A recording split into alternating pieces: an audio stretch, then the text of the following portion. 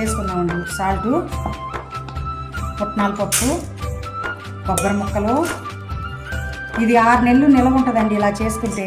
Godavari side చేస్తారండి, మా side ఇది.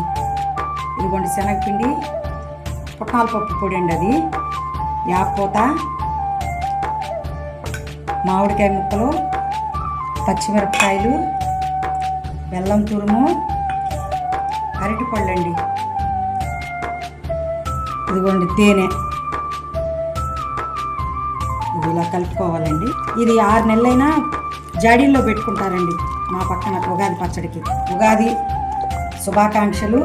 యాపూపు పచ్చడి కూడా రెడీ అయిపోయిందండి. కొత్త సంవత్సరానికి వెల్కమ్. పాత సంవత్సరాన్ని వదిలేయండి. కొత్త సంవత్సరంలో ఏం జరిగినా అన్నీ మన మంచిగా అనుకోవాలండి. మా వదిన గారు అంటే మా అమ్మతో సమానం అండి. మా అమ్మ కన్నా ఎక్కువగా మమ్మల్ని పెంచింది. మా వదినకి అందరూ విషెస్ చేయండి. ఆయురారోగ్యాలతో ఉండాలని చెప్పండి.